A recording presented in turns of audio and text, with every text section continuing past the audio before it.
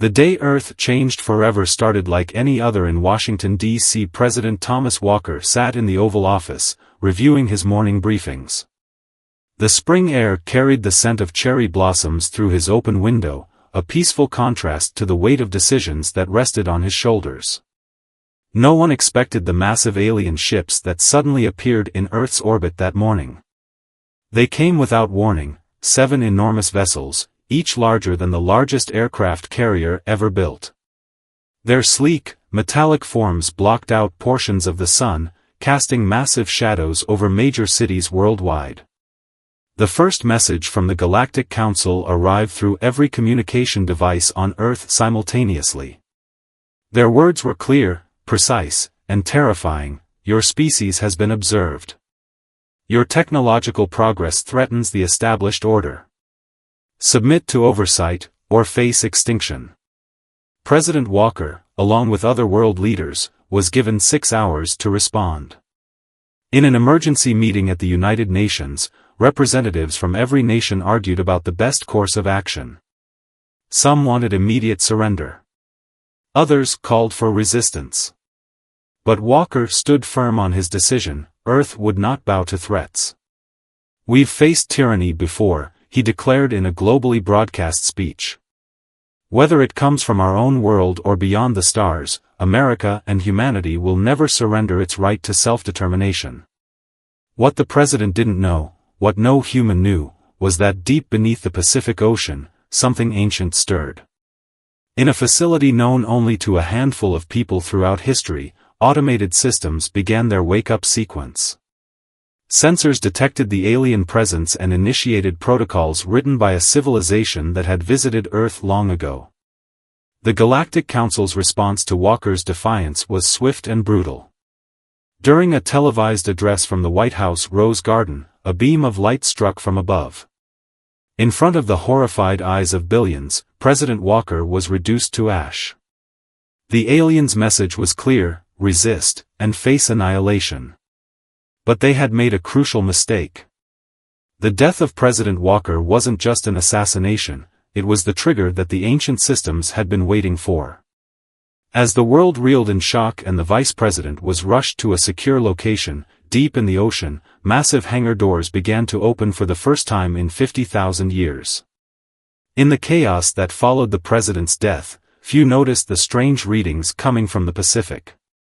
Military satellites detected temperature anomalies and unexplained energy signatures, but these reports were lost in the flood of crisis information. The aliens had meant to break humanity's spirit. Instead, they had awakened something that would change the galaxy forever. As the first day of alien contact drew to a close, humanity stood on the brink. The vice president prepared to take the oath of office in a bunker deep underground, while around the world, military forces were mobilized. But the real response to this aggression would come from a source that neither humanity nor the Galactic Council could have predicted. The ancient war fleet was rising, and Earth's true defensive capabilities were about to be revealed to both its enemies and its own inhabitants. Acting President Michael Reed stood in the Pentagon's underground command center, surrounded by generals and advisors. The screens around him showed chaos unfolding across the globe. Riots had broken out in major cities, and the alien ships maintained their threatening positions above Earth's atmosphere. "Mr. President," General Adams said, pointing to a large display, "we're detecting massive energy signatures from the Pacific Ocean. Something's happening about 300 miles off the coast of Hawaii, and it's like nothing we've ever seen before." The satellite footage showed a massive disturbance in the ocean. The water bulged upward, forming a dome nearly a mile wide. Then, with a burst of blue-white energy, the sea parted, and something emerged that left everyone in the room speechless. A ship rose from the depths, but not one of human making.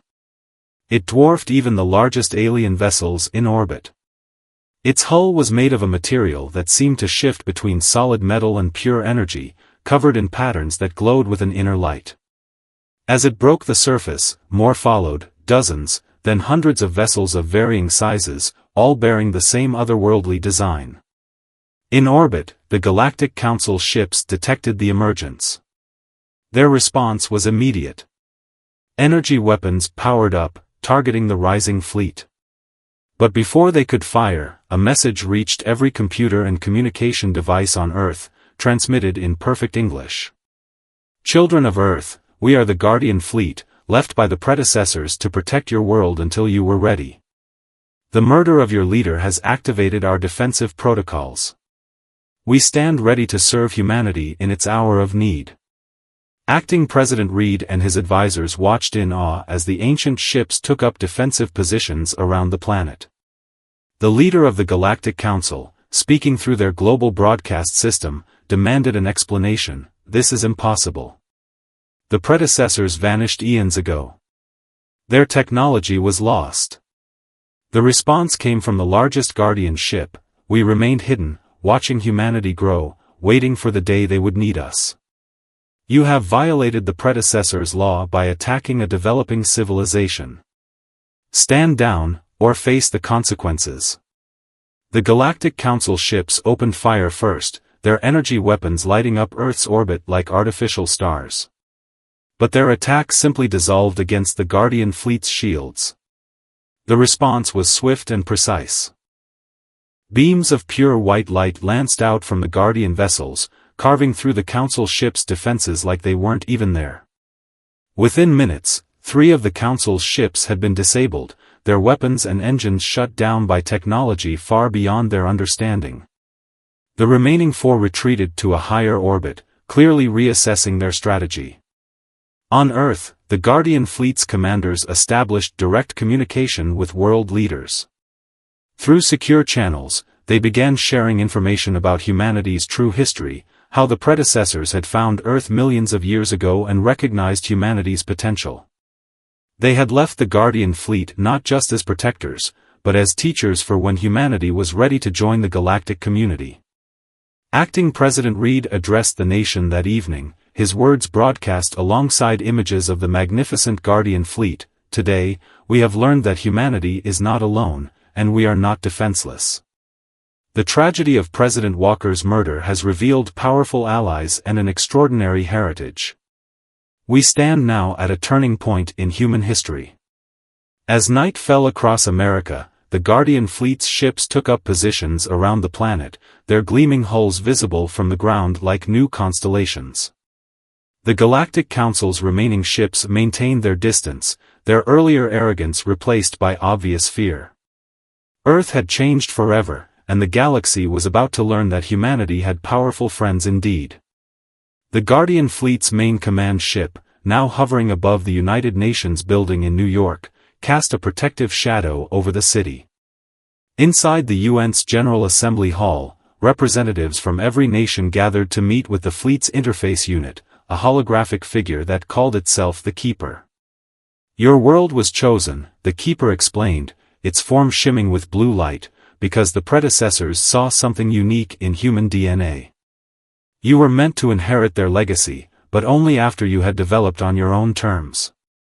Acting President Reed, seated in the front row, raised the question everyone wanted to ask: why didn't you stop the Council from killing President Walker? The Keeper's expression showed genuine regret. Our protocols required absolute proof of hostile intent. The assassination of your leader activated our combat systems. Had we revealed ourselves sooner, the Council would have brought their full armada, millions of ships. Now, they must deal with us as we are, fully awakened and at full strength. In orbit, the situation grew more complex. The Council's remaining ships had retreated to the dark side of the moon, but long-range sensors detected more vessels approaching, reinforcements from nearby systems. The Guardian Fleet responded by activating ancient defense platforms hidden in the asteroid belt, creating a network of energy barriers around the solar system.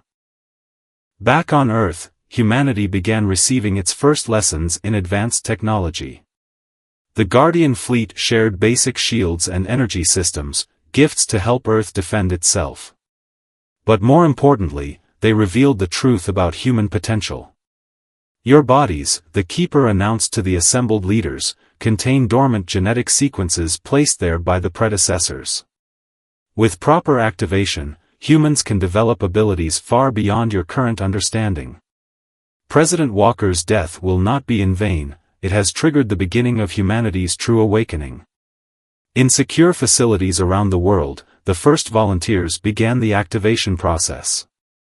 Army Captain James Miller became the first successful candidate. Under careful observation, he demonstrated abilities that seemed impossible: enhanced strength, accelerated healing, and most surprisingly, the ability to interface directly with the Guardian Fleet's technology. The Galactic Council, watching these developments, broadcast an ultimatum to Earth: this violation of natural development cannot be allowed. Surrender the Guardian Fleet technology, or we will be forced to take extreme measures. You have 24 hours to comply. Their threat was interrupted by a transmission from deep space. Other civilizations under Council control had learned of Earth's resistance. Inspired by humanity's defiance and the revelation of the Guardian Fleet, rebellions began breaking out across the galaxy. The Council's grip on power was beginning to crack. Acting President Reed met with his military advisors and the Keeper to plan Earth's response. The Guardian Fleet had already begun upgrading Earth's existing military hardware with their technology. Nuclear submarines were fitted with energy shields, fighter jets were modified with anti-gravity systems, and soldiers were equipped with powered armor suits that could withstand direct energy weapon hits. "We will not only defend ourselves," Reed declared in a global broadcast, "we will stand up for every species that has suffered under the Council's tyranny. Humanity will not hide behind our guardians, we will fight alongside them." As the Council's deadline approached, the Guardian Fleet detected a massive energy surge from their ships behind the moon. They were preparing something big, possibly a superweapon capable of threatening even the ancient fleet's defenses.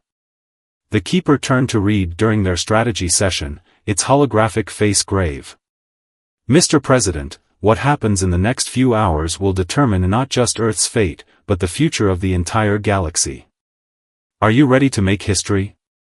Reed looked at the tactical displays showing Earth's combined forces: Guardian ships synchronized with human vessels, activated soldiers working in perfect harmony with ancient technology, and a planet united in purpose.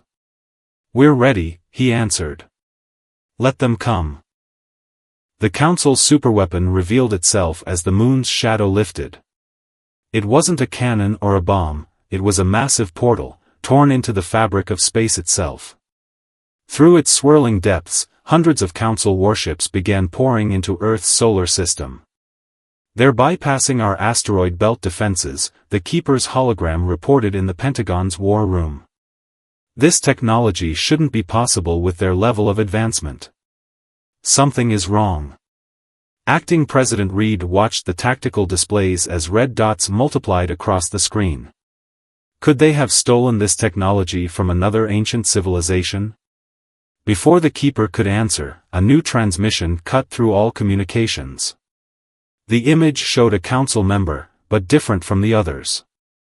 Its form seemed to shift and twist, almost like the Guardian ship's hulls. "I am High Commander Drake of the Council," the figure announced. "Or rather, that's what they call this body I inhabit. My true name was lost eons ago, when my people fought against the predecessors. We didn't all disappear, you see. Some of us survived, hidden within other species, waiting for our chance to reclaim our technology." The revelation hit like a thunderbolt. One of the predecessors had survived, corrupted by time and hatred, and had been secretly controlling the Council from within. The Guardian Fleet moved to engage the incoming Council armada. The space above Earth lit up with energy weapons and explosions. But the Council ships were now using corrupted predecessor technology, making them far more dangerous than before. Captain Miller, leading a squad of genetically activated soldiers, made a startling discovery during the battle. Their enhanced abilities allowed them to sense something about the Council's ships, a weakness in the stolen technology. "The portal is unstable," Miller reported to Reed and the Keeper. "The predecessor controlling it doesn't fully understand the technology. They're pushing it too hard, trying to bring too many ships through at once." The Keeper's hologram analyzed Miller's data. He's right. Drake is using forbidden configurations. The portal is drawing power from nearby stars, including your sun. If it continues, it could trigger a solar event that would devastate Earth. Reed looked at the tactical display, watching as Guardian and Council ships clashed in epic battles across the solar system. The upgraded human military forces were holding their own, their new shields and weapons proving effective against the regular Council ships. But the corrupted predecessor tech was still pushing them back. If we can't shut down that portal, General Adams warned, we'll be overwhelmed by sheer numbers. That's when Miller stepped forward with a dangerous plan. The activated human DNA doesn't just let us interface with Guardian tech, he explained. We can sense the underlying patterns in all predecessor technology. If we can get a team close enough to that portal, we might be able to disrupt it. The Keeper's hologram flickered with concern. The attempt could kill you. Even we don't fully understand how human DNA interacts with predecessor systems. Reed studied the tactical displays as more Council ships poured through the portal.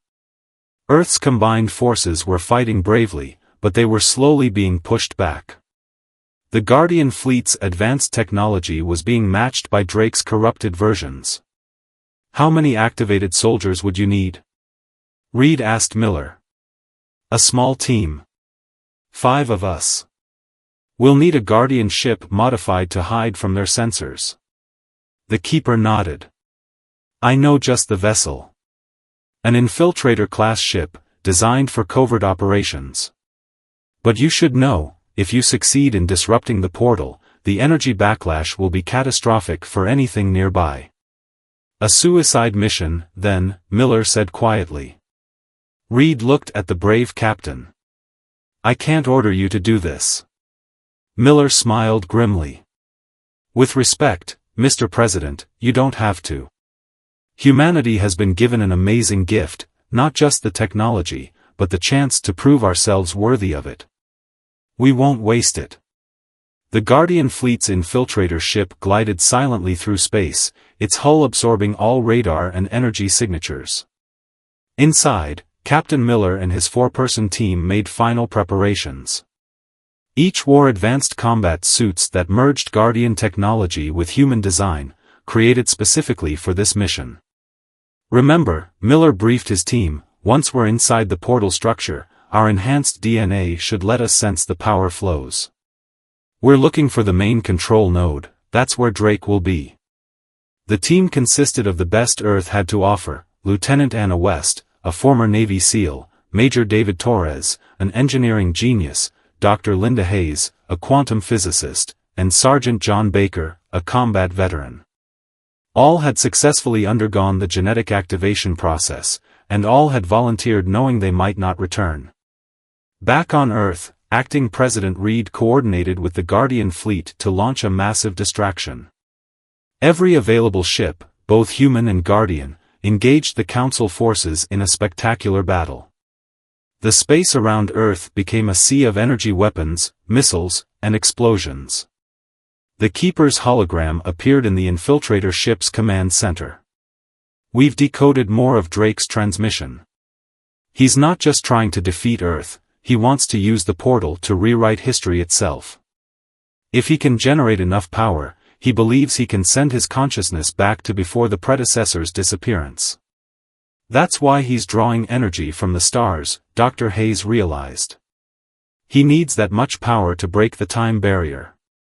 But it could tear apart the fabric of spacetime itself. The infiltrator ship slipped through the chaos of battle, approaching the massive portal structure. Up close, they could see it wasn't just a single ring, it was a complex web of energy conduits and crystalline structures, all pulsing with a sickly purple light that seemed wrong somehow. As they got closer, the activated humans began to feel the technology's presence in their minds. It was like a song heard underwater, distorted and wrong. The corrupted predecessor tech felt like fingernails on a chalkboard compared to the clean, pure notes of the Guardian fleet systems. There, Major Torres pointed to a central hub in the structure. That's where the power flows converge. And look, those aren't regular Council ships guarding it. He was right. The ships protecting the central hub were different, twisted versions of Guardian vessels, their once elegant designs corrupted into something grotesque. Drake had been experimenting with predecessor technology for centuries, creating these abominations. The infiltrator ship docked with the hub structure, using the chaos of the main battle as cover. As the team prepared to board, Miller received one last transmission from Earth. "Captain," Reed's voice came through clearly, "we've just received word, the Council's main fleet is starting to rebel. Word of Drake's true identity is spreading. This may be our only chance before he realizes his plans are falling apart." The team moved through the portal structure's corridors, their enhanced senses guiding them. They could feel the wrongness of the place, the technology here was screaming in pain, forced to operate in ways it was never meant to. They encountered surprisingly little resistance at first. Most of Drake's forces were focused on the main battle. But as they approached the central chamber, they found something worse than guards, corrupted versions of activated humans, their DNA twisted by Drake's experiments. "He's been preparing for this," Dr. Hayes whispered, looking at the horrifically modified soldiers. "He knew about the human DNA connection all along. He's been trying to corrupt it, just like he corrupted the predecessor tech." The team fought their way through, their Guardian-enhanced weapons proving effective against Drake's abominations. But with each step closer to the central chamber, the wrongness in their minds grew stronger. The corrupted technology was trying to invade their thoughts, tempting them with visions of power. Miller looked at his team, seeing the strain on their faces. "Whatever we find in that chamber," he said, "remember who we are and why we're here. The human race didn't survive all these years to fall to some bitter ghost from the past." They reached the final door, beyond which lay Drake and the portal's control center. The fate of not just Earth, but of time itself, hung in the balance. The central chamber of the portal structure was a vast sphere of twisted metal and pulsing energy. In its center, Drake's true form was revealed, a being of pure energy barely contained within a shell of corrupted technology. Tendrils of purple lightning connected him to the portal's controls, and through the massive viewport behind him, the team could see the battle raging across space. "Ah, the children of Earth," Drake's voice resonated in their minds. "Come to see the rewriting of history. Your DNA carries such potential, the last great work of my people before their foolish decision to leave this realm." Miller and his team spread out, their weapons ready. Through their enhanced senses, they could feel the massive energy being channeled through the chamber. The portal was drawing power from dozens of stars now, and the fabric of space itself was starting to warp. The predecessors didn't disappear, Dr. Hayes realized, reading the patterns of energy. They evolved beyond physical form. They weren't destroyed, they ascended. Drake's form flickered with rage. They abandoned their power. Left their technology in the hands of primitive species like yours. But I remained. I saw the truth, with enough power, we could undo their choice. Return to our days of glory. A blast of energy shot from Drake, nearly hitting Major Torres. The team's Guardian-enhanced shields barely absorbed the impact. The chamber itself seemed to pulse with Drake's anger, the corrupted technology responding to his emotions. "Look at your sensors," Lieutenant West shouted to Hayes. "The portal's becoming unstable. If it collapses with this much power flowing through it, the entire solar system would be destroyed," Hayes finished. "Maybe this whole sector of the galaxy." Sergeant Baker noticed something else. The corrupted humans, they're connected to him somehow. Look at the energy patterns. He was right. The twisted soldiers they'd fought were all linked to Drake through the same purple energy that corrupted the predecessor tech. He wasn't just controlling them, he was using them as power conduits, burning out their enhanced DNA to fuel his machine. Miller made a decision. "Everyone, lower your shields." "Captain?" Torres looked at him like he was crazy. "Trust me. Our enhanced DNA, it's not just letting us interface with the technology. We're reading the original patterns. The pure forms, before his corruption. The team understood. One by one, they deactivated their shields. Instead of fighting the energy flowing through the chamber, they opened themselves to it. Their activated DNA began to resonate with the original predecessor patterns hidden beneath Drake's corruption. Drake's form wavered. "What are you doing?" For the first time, there was fear in his voice. "Showing you what the predecessors really meant for us to become," Miller said. Through their combined connection to the technology, the team began to glow with pure, white light, the original energy of the predecessors, uncorrupted by Drake's bitterness. The chamber's twisted metal began to straighten, returning to its true form. The purple energy flickered and faded. Drake screamed, his form beginning to unravel as the corruption was cleansed from the systems he'd infected. "The portal!" Hayes shouted. "The power flow is reversing." The massive portal structure, no longer held together by Drake's corrupted energy, began to collapse in on itself. But as it did, it created a different kind of opening, not the time portal Drake had intended, but a gateway to somewhere else entirely. Through it, they all glimpsed something magnificent, beings of pure light, watching with what felt like approval. The predecessors had not abandoned this realm, they had simply been waiting for someone worthy to follow them. "Everyone back to the ship," Miller ordered as the chamber began to break apart. Mission accomplished. But as his team rushed to escape, Miller looked one last time at the dissolving form of Drake, and at the portal that was showing them humanity's possible future. He made a choice that would change everything. "Miller, what are you doing?" Lieutenant West's voice crackled through the calm as the chamber continued to collapse around them. "We need to go now." But Captain Miller stood his ground, his enhanced DNA resonating with the pure energy flooding the chamber. Through his connection to the predecessor technology, he understood what needed to be done. The portal couldn't simply be allowed to collapse, its energy had to be guided. "Get to the ship," he ordered. "I'll make sure this ends the right way."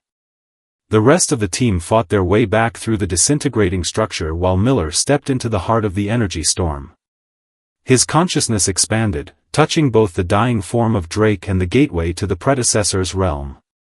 In orbit around Earth, the Guardian fleet and human forces watched in awe as the massive portal structure began to glow with pure white light instead of Drake's purple corruption. The Council ships, their crews now free from Drake's influence, stopped firing. Acting President Reed received the Keeper's holographic transmission in the Pentagon War Room. "Something extraordinary is happening," the Keeper announced. "The portal's energy is being redistributed throughout the galaxy. Every star Drake tried to drain is being restored." Miller stood in the energy storm, his human consciousness expanding beyond normal limits. Through his connection, he could see everything: Drake's centuries of bitter manipulation, the predecessor's true plan, and humanity's potential future. In that moment, he made his choice. Instead of fighting the portal's collapse, he guided it. His enhanced DNA served as a bridge, channeling the pure energy back into the universe. The corrupted human soldiers Drake had created began to heal, their twisted forms returning to normal as the proper patterns were restored. In the Pentagon, Reed watched as sensor readings went wild. "What's happening up there?" The Keeper's hologram smiled. "Captain Miller is completing the work the predecessors began. They didn't just leave us their technology, they left us their understanding. Humanity's DNA was meant to bridge the gap between physical form and pure energy. Not to dominate, but to connect." The portal structure finally collapsed, but instead of destruction, it released a wave of pure energy that spread throughout the solar system. As it touched each ship, each station, each planet, it left behind new understanding. The Council ships and their crews were transformed, the corruption swept away, replaced by the truth the predecessors had known all along. When the light faded, a new figure stood in Earth's orbit: Miller, transformed but still recognizably human, glowing with the same pure energy they had glimpsed through the portal. Through him, the predecessors finally spoke directly to humanity. "You were never meant to be our soldiers or our servants," their combined voices echoed in every mind. "You were meant to be the bridge. Physical and energy. Past and future. War and peace. That is humanity's gift, the ability to stand between worlds and forge connections." The Guardian Fleet's ships transformed, their ancient programming fulfilled, becoming instruments of peace rather than war. The Council's remaining forces laid down their weapons, their age of conquest ended. And humanity found itself in a new position, not rulers or servants, but mediators between the physical and energy realms. Acting President Reed stood before the United Nations 1 week later, addressing not just humanity but representatives from across the galaxy. The loss of President Walker had seemed like the beginning of Earth's darkest hour. Instead, it had triggered humanity's greatest transformation. "We go forward now," Reed declared, "not as conquerors or victims, but as bridges between worlds. Our DNA carries the potential for understanding, our spirits the capacity for growth. We will honor the sacrifice of President Walker and Captain Miller by becoming what we were always meant to be, guardians of connection between all forms of life." Above Earth, the transformed Miller watched over his homeworld, no longer simply human but not quite ascended, exactly what humanity was meant to be. The galaxy was entering a new age, and Earth would help guide the way. The ancient war fleet, its purpose fulfilled, became a symbol of transformation rather than destruction. And humanity stepped forward into a future that none could have predicted, but all could help build together.